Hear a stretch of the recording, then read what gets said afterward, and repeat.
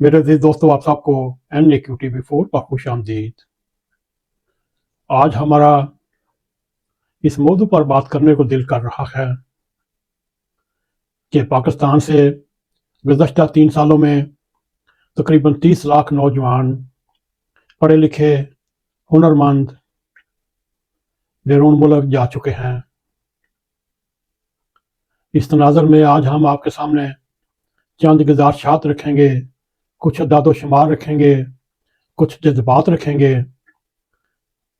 पाकिस्तान ये माँ है, लेकिन अफसोस सिर्फ 3 सालों में इस माँ को 30 लाख बेटे छोड़कर परदेश जा चुके हैं। ये सिर्फ हिजरत नहीं, ये माँ के दिल पर लगने वाले जख्म हैं। अगर आपने हमारे YouTube चैनल NAQTV4 को सब्सक्राइब किया तो आपका बहुत शुक्रिया। अगर नहीं, हमारी रिक्वेस्ट है आप सब्सक्राइब भी करें। अगर प्रोग्राम पसंद आए, लाइक और शेयर करें, बेल आइकॉन को ज़रूर क्लिक करें।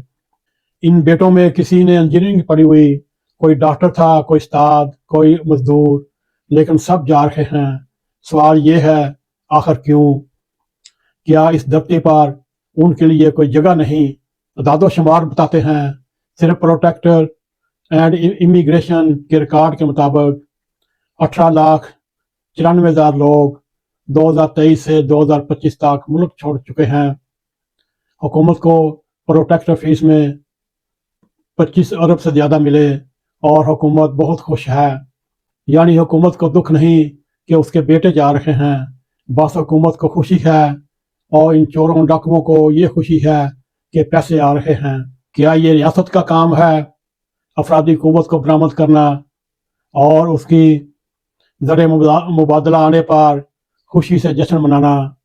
ये वही सोच है जो गुलाम कौमों की सोच है, जो खुद मुख्तार कौमें नहीं होती।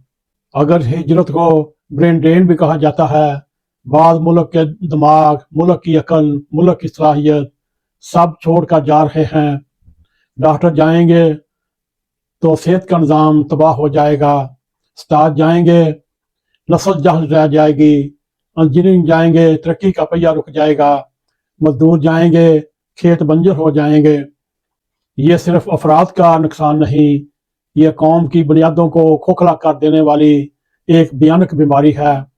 हुक्मरानों के पास इसका हल नहीं, वो सिर्फ बाहर जाने वालों के पैसे पर फख्र करते हैं। ज़र मुबादला आने को माशी कामयाबी बोलते हैं, हालांकि इनकी कामयाबी की सबसे बड़ी दलील ये है कि वो नाकाम है और लाइक ऑफ फैक आला तलीम याफ्ता तबके को प्रदेश जाने से रोकने में नाकाम है। जिस मुल्क के वज़रा ये कहें कि हमारे लोग बाहर जाएंगे और डॉलर लेकर आएंगे, समझ लें वो हुक्मरान अपनी कौम को गुलाम मजदूरों में बदल चुके हैं। ये कैसी तरक्की है? यहाँ बेटे फरोख्त कर कर खुशियाँ मनाई जा रही हैं। यूँ दुनिया की रिपोर्टें ये बता रही हैं हिजरत के मामले में पाकिस्तान नंबर 1 है। ये कोई फख्र की बात नहीं, ये शर्मिंदगी की बात है, डूब मरने की बात है। बांग्लादेशी इंडियन अपनी अफरादी कुव्वत को संभालने में लगे हुए हैं, जबकि पाकिस्तान अपने बेटों और बेटियों को खुद बाहर प्रदेश में धकेल रहा है। वो कौमें दिमाग खरीद रही हैं, हम अपने दिमाग बेच रहे हैं। ये सिर्फ माशी मसला नहीं, ये समाजी सानहा भी है। पूरे के पूरे खानदान हिजरत कर रहे हैं, गांव के गांव खाली हो रहे हैं, मोहल्ले सुनसान हो रहे हैं, बूढ़े वालिदैन तन्हा रह रहे हैं। ये वो नस्ल है जो यहाँ पैदा हुई लेकिन अपनी सांसें बाहर के फिजाओं में लेना चाहती है। क्या यह रियासत की नाकामी नहीं?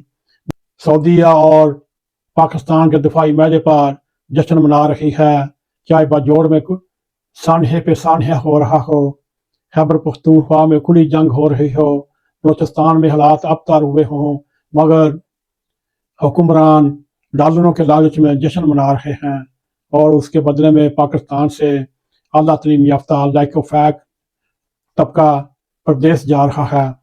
ज़रा दिल पे हाथ रख कर सोचिए, ये हिजरत नहीं, ये शिकस्त है, ये एक माँ की शिकस्त है, ये हुकूमत की नाकामी है, ये निज़ाम की नाअहली है।